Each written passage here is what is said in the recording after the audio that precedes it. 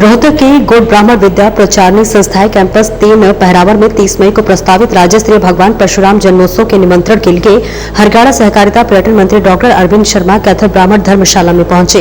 इस कार्यक्रम में डॉक्टर अरविंद शर्मा ने पत्रकारों को संबोधित करते हुए कहा कि हरियाणा सरकार माननीय मनोहर लाल खट्टर से जो शुरुआत की थी वह सभी महापुरुषों की जयंती हरियाणा सरकार प्रदेश स्तर पर मानती है और इसी को लेकर 30 मई को पहरावर में माननीय मुख्यमंत्री नायब सिंह सैनी के नेतृत्व में मनाई गई।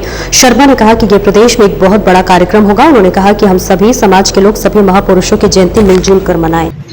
माननीय मनोहर लाल खट्टर जी ने एक शुरुआत की थी, सभी महापुरुषों की जयंतियां, जैसे डॉक्टर भीमराव अंबेडकर जी, रविदास जी, कबीर साहब, ज्योतिबाई फुले जी, अहिल्याबाई होलकर जी, ऐसे अलग अलग, महाराजा अग्रसेन की, भगवान परशुराम जी की महापुरुषों की जयंतियां हरियाणा सरकार स्टेट लेवल पर मनाती है। इसी के संदर्भ में 30 तारीख को परहावर गांव में माननीय मुख्यमंत्री नायब सैनी जी के नेतृत्व में मोहन बड़ौली जी अध्यक्षता करेंगे। सभी हमारे मंत्री, विधायक और भी सीनियर हमारे पार्टी के और समाज के सभी गणमान्य व्यक्तिगण उसमें हिस्सा लेंगे। केंद्र से भी कुछ लोग, कुछ नेता और दूसरे राज्यों के नेता भी उसमें शामिल हैं। एक बहुत बड़ा प्रोग्राम ये हमने एक शुरुआत की है। उससे पहले वैसे होता रहा है कि सर्व जाति, सर्व समाज, सभी मिलकर के 36 बिरादरी मिलकर के महापुरुषों की जयंतियां मनाएं। एक अच्छा संदेश, एक प्यार प्रेम का, एक भाईचारे का संदेश, और भाईचारा और प्यार प्रेम ज्यादा बढ़े, प्रयासरत हैं। और 30 तारीख का जो प्रोग्राम है, आप और हम सब जानते, गौड़ ब्राह्मण विद्या प्रचारणी, जो हरियाणा की बहुत पुरानी संस्था है। 1904 में ये संस्था शुरू हुई थी, पंडित प्रभुदयाल गौड़ जी ने शुरू की थी। हरियाणा के सभी कोनों में गौड़ ब्राह्मण विद्या प्रचारणी के मेंबर हैं। परहावर गांव ने पिछले समय में, काफी पहले, गौड़ ब्राह्मण विद्या प्रचारणी को एक जमीन दान में दी थी, जो किसी कारणवश एडमिनिस्ट्रेटिव सिस्टम में ये थोड़ा सा इसके उलझ गई थी थोड़ा सा।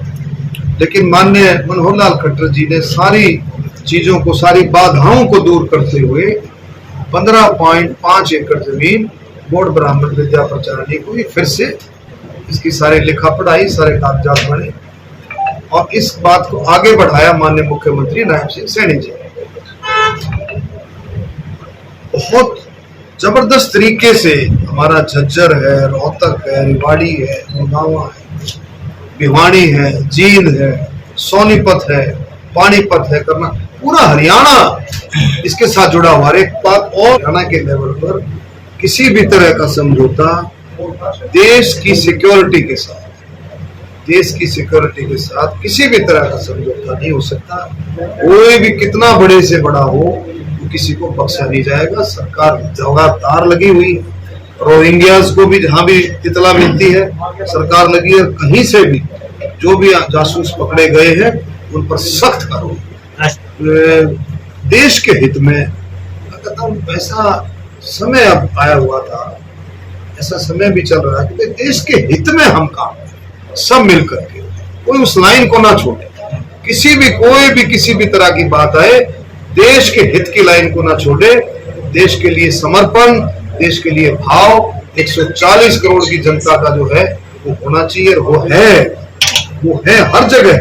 अब आप देखें, देश तिरंगामय हुआ, हर जगह तिरंगा यात्राएं, और सारी तो माननीय प्रधानमंत्री जी ने कई बार अपने प्रेस कॉन्फ्रेंसेस में भी कई दफा जवाब दे दिया है। हमारा को लड़ाई का मूड नहीं था, देश लड़ने के लिए नहीं गया हुआ।